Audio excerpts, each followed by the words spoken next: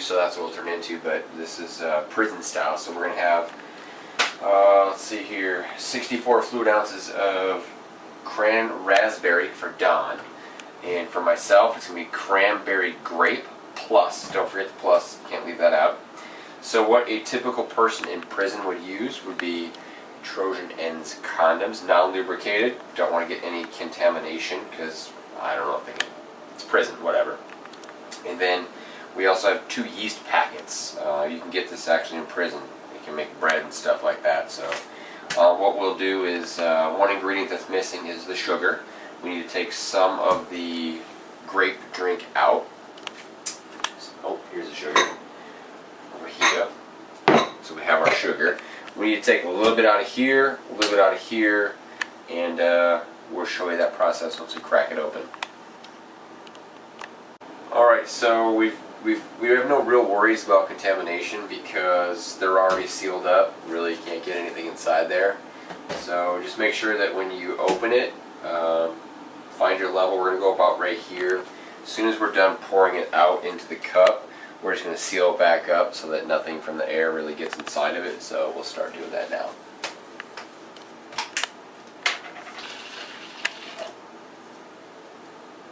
There we go. And then the reason we're pouring into 1 cup is actually we're going to use this later on to make other drinks, so it really doesn't matter. Our next process is going to be adding the sugar into our chambers, and then we will start to shake the shit out of them to get the sugar dissolved. Alright, so our next step is to actually take the sugar, which we took about, I think if I remember right, it's about 1,580 sugar packets to actually fill this container, because that's what you would do in prison. You would actually just open up your packet and throw it inside here, but if you believe that, you're pretty much an idiot. So it's just right there, sugar for your house. So we're going to fill it with 1 cup in each one.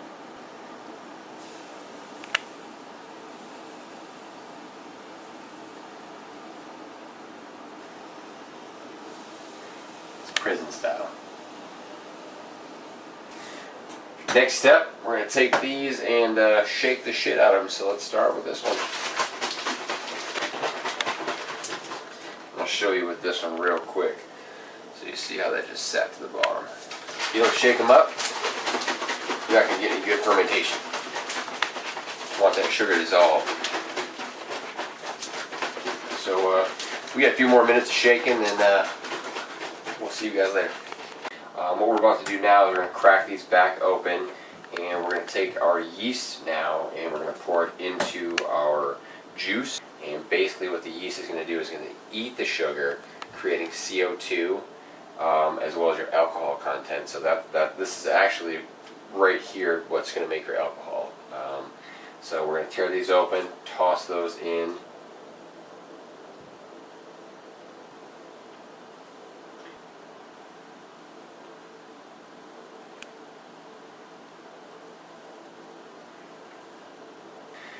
We gotta start shaking the shit out of them again, get that yeast happy. Okay, so we only chose the best condom brand out there. We chose Trojan, as you can see.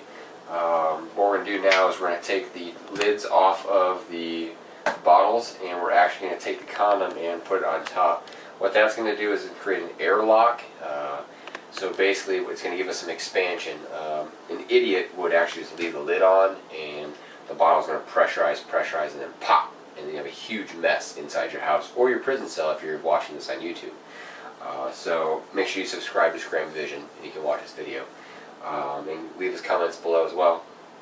So we're going to go ahead, rip open our first condom. These are non-lubricated. You don't want to have anything with, you know, pesticides, spermicides. You don't want anything. You just want a dry, basic condom. Another tip too is don't completely pull the condom out. A good tip is to leave it like this. The condom will grow as it goes up. So you're basically just going to go ahead like this. Give yourself a good little ride like that. Now, before you saw us put the yeast in, what shaking actually did to the bottle was it actually allowed the yeast to suspend itself so it's throughout the entire bottle versus just sitting on the top. So,